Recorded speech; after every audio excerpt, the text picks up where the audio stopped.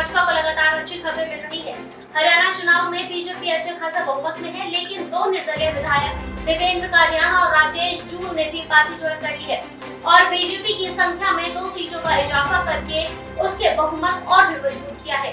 कादियान भाजपा के बागी थे और उन्होंने कन्नौज से जीत हासिल की है, जबकि जून ने बहादुरगढ़ में भाजपा प्रतिद्वंदियों को हराया है। भारत की सबसे अमीर महिला सावित्री जिंदल, जिन्होंने भाजपा से टिकट न मिलने के बाद निर्दलीय के रूप में हिसार में चुनाव जीता है, वो भी बाजी में वापस शामिल हो सकती है। भाजपा नेता राम माधव ने कहा कि जम्मू कश्मीर को पूर्ण राज्य का दर्जा वापस मिलेगा, लेकिन अलगाववाद को फिर से उभरने से रोकने के लिए कुछ शर्तों के साथ एनडीटीवी से बात करते हुए उन्होंने पिछले 5 से 10 वर्षों में क्षेत्रों की आतंकवादी आधारित पहचान को बदलाव को रेखांकित किया और क्षेत्रीय नेताओं की ओर से दिल्ली को यह आश्वासन देने की आवश्यकता पर जोर दिया है कि अलगाववादी आंदोलन की वापसी नहीं होगी। जम्मू कश्मीर में नेशनल कॉन्फ्रेंस और कांग्रेस गठबंधन अगली सरकार बनाने जा रहा है, जिसमें राज्य का दर्जा प्रमुख चुनावी वादा था। हालांकि भाजपा के वादों को लेकर मतदाता अभी भी संशय में है। तीसरी खबर जम्मू कश्मीर से है, जहां आतंकवादी हमलों और आतंकवाद से जुड़ी खबरें लगातार सामने आ रही है। जम्मू विधानसभा चुनावों के बाद ऐसी ही एक खबर अनंतनाग जिले से आई है, जहां 8 अक्टूबर 2024 को आतंकवाद रोधी अभियान के दौरान 2 टेरिटोरियल आर्मी के जवानों का अपहरण आतंकवादी द्वारा कर लिया गया। उनमें से एक जवान को गोली लगने के बावजूद भागने में सफल था, जबकि दूसरा जवान हिलाल अहमद भट्ट का 9 अक्टूबर को जंगल में गोली से घायल शव मिला। भारतीय सेना और जम्मू कश्मीर पुलिस द्वारा चलाए जा रहे संयुक्त आतंकवाद रोधी अभियान के तहत आतंकवादियों की तलाश जारी है। चौथी खबर प्रधानमंत्री नरेंद्र मोदी हरियाणा में बीजेपी की ऐतिहासिक जीत का जश्न मनाते हुए कांग्रेस पर निशाना साधते हुए इसे इररिस्पांसिबल पार्टी कहा और आरोप लगाया कि ये वोटों के लिए समुदाय के बीच नफरत और भय फैला रही है। उन्होंने महाराष्ट्र में एक बड़ी जीत की आवश्यकता पर जोर दिया, जहां चुनाव नजदीक है, और कांग्रेस पर दलितों से आरक्षण छीनने का प्रयास करने का आरोप लगाया।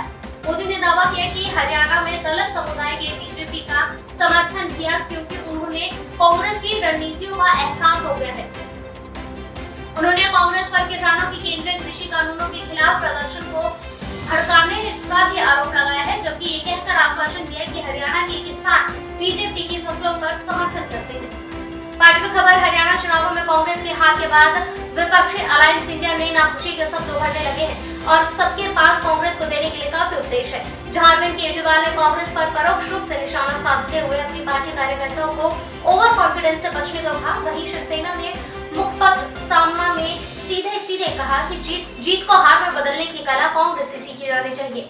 सब सहयोगी पार्टी, जिसमें शिवसेना की प्रियंका चतुर्वेदी और तृणमूल कांग्रेस की महुआ मोहित्री शामिल है, का मानना है कि कांग्रेस ने हरियाणा को अकेले चुनाव लड़कर गलती की और पार्टी का ओवर कॉन्फिडेंस उन्हें ले डूबा। आपके राघव चड्ढा ने एक्स पर कांग्रेस के लिए एक खूबसूरत कविता पोस्ट की और परोक्ष रूप से उन पर तंज कसा। साथ ही आप पार्टी ने हरियाणा चुनावों के रिजल्ट के बाद ऐलान किया कि दिल्ली के चुनावों में कांग्रेस के साथ कोई गठबंधन नहीं किया जाएगा।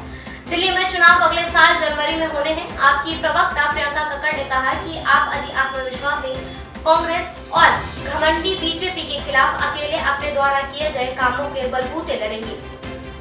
छठी खबर कोलकाता के आर्चकर मेडिकल कॉलेज और अस्पताल के कम से कम 48 सीनियर डॉक्टरों और फैकल्टी सदस्यों ने जूनियर डॉक्टर के समर्थन में सामूहिक इस्तीफा दे दिया है। ये जूनियर डॉक्टर पिछले शनिवार से अनशन पर है। जूनियर डॉक्टरों की सुरक्षा बढ़ाने और सरकारी अस्पतालों की बुनियादी ढांचों को मजबूत करने की अपनी 10 मांगों को पूरा नहीं करने के लिए राज्य सरकार पर आरोप लगाया है। सीनियर डॉक्टरों ने कहा कि वो अपना काम उनके इस्तीफा स्वीकार किए जाने पर जारी रखेंगे। पश्चिम बंगाल के मुख्य सचिव इस नए घटनाक्रम के मद्देनजर स्वास्थ्य सचिव के साथ आपात बैठक करेंगे। राज्य सरकार ने 1 नवंबर को सरकारी अस्पतालों में एक केंद्रीय रेफरल प्रणाली और बिस्तर की उपलब्धता की सूचना प्रणाली शुरू करने की घोषणा की है। जूनियर डॉक्टरों ने अपने अधिकारों और सुरक्षा की मांग के लिए भूख हड़ताल शुरू की। ये विवाद अगस्त में एक प्रशिक्षु डॉक्टर की हत्या और उच्च संकट के बाद शुरू हुआ। फिलहाल के लिए बस इतना ही। देश और दुनिया की और भी खबरों को देखने के लिए देखते रहिए ताजा दृष्टिकोण। हमारे चैनल को लाइक, सब्सक्राइब एंड शेयर करना ना भूलें।